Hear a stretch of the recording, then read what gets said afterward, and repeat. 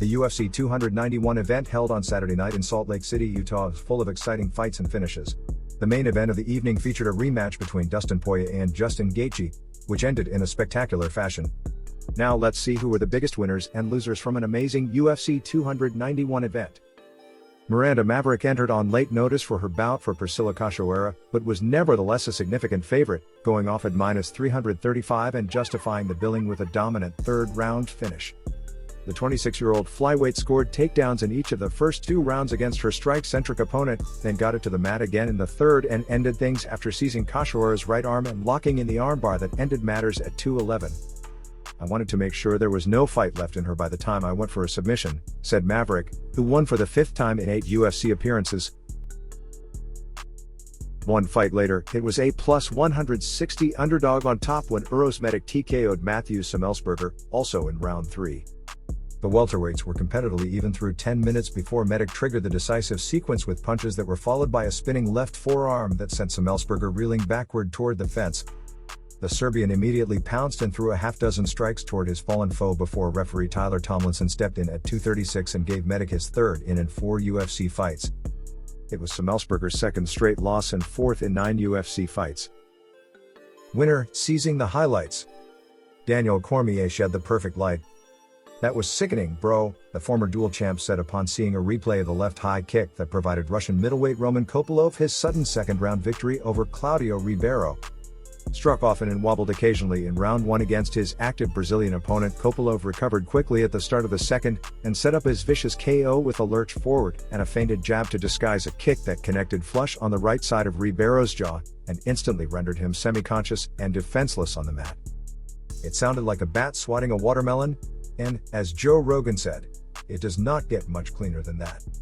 One hammer fist followed as referee Mark Goddard leapt in to protect the stricken fighter, and the official end came at 33 seconds, prompting Kopilov's call-out of top 6 185-pounder Sean Strickland. Winner, keeping it perfect. John Onyx's description of the welterweight division as absolutely ruthless was apt. But Gabriel Bonfim doesn't seem too concerned, or too overmatched. The Brazilian arrived as the only unbeaten pro on Saturday's card, and he left with the same status, choking veteran Trevin Giles into submission after just 73 seconds in the preliminary feature. It looked easy, and the 25-year-old promised it wouldn't be the last one. Bonfim seized a body lock and tossed Giles to the mat after barely 60 seconds of combat, then bluffed as if he was standing in order to draw Giles in range for the guillotine. The hold was seized when Bonfim wrapped his right arm around his lunging foe's neck and wrapped his legs around his torso, and the tap-out came soon after to yield win 15. All 15 wins have come by finish, including 12 by submission alongside 3 KOs. Winner, hands from defense. Kevin Holland, the affable Texan, was in tough against returning grappling ace Michael Chiesa and knew going into their 3-round main card opener that staying off the mat was a priority.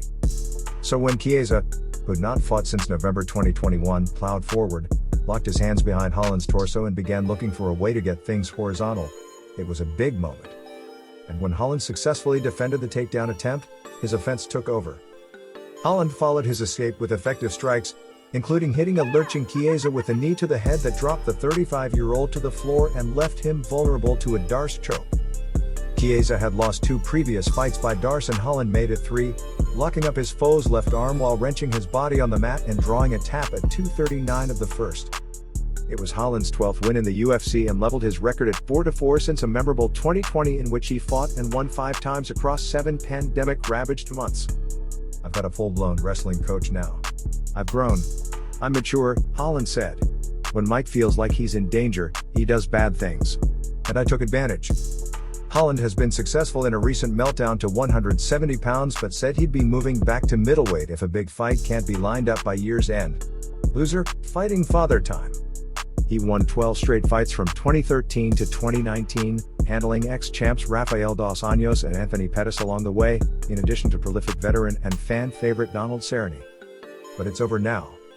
And the last image of him in the octagon, if Saturday's appearance winds up as his farewell, will be of flailing legs and arms that went ominously silent when the arm triangle choke locked in by Bobby Green took full effect, prompting a rescue from referee Dan Miragliotta. Ferguson was left unconscious, even for the 6th straight time since that prodigious win streak. The veteran had his moments in the first round when his energy and enthusiasm were high, and he rocked Green backward with a few significant strikes. But Green took advantage of a sloppy takedown try in the second and punished Ferguson, leaving him bloody and swollen and ripe for the taking by the time the third round began. More punishment was doled out as Ferguson weakened. And when he failed to get Green in a compromising position with a roll into a leg lock, he was left vulnerable to the choke that became decisive when Green seized Ferguson's neck while driving his shoulder into his throat and isolating his right arm. Before we finish the video, if you enjoyed this content, like, share, and subscribe. And don't forget to hit the notification bell to get the latest videos from MMA on the go. Winner, seeking a deal. And there could hardly be a better way to approach a walk year than the way he did. The menacing heavyweight charged across the cage at Brazilian foe Marcos Rogério de Lima as soon as referee Dan Miragliotta waved them together, leapt forward with a flying left knee and began the decisive sequence that wound up ending the fight after just 33 seconds. It was the ninth opening round triumph of the 38-year-old's career, which began in 2010, and his first win since December 2021. He'd lost 3 in a row since and said afterward that he'd grown impatient for the feeling of punishing an opponent. De Lima tumbled to the floor and Lewis immediately pounced while unleashing a torrent of ground strikes, many of which admittedly landed on his foe's arms and hands, but when the stricken fighter turned to his belly to avoid the barrage, it led to Miragliotta's intervention soon after. Lewis greeted the victory by removing his trunks in the center of the cage and dancing to the delight of the crowd. He remained ebullient as he chatted with Joe Rogan and said he hoped to be offered a new deal by the UFC, but if that didn't occur he conceded it is what it is. Winner, climbing the ladder. Ex-middleweight king Alex Pereira returned from an April title loss and successfully climbed the weight class ladder, debuting at light heavyweight with a split decision victory over number 3 contender and former champ Jan Blachowicz on Saturday's co-main event.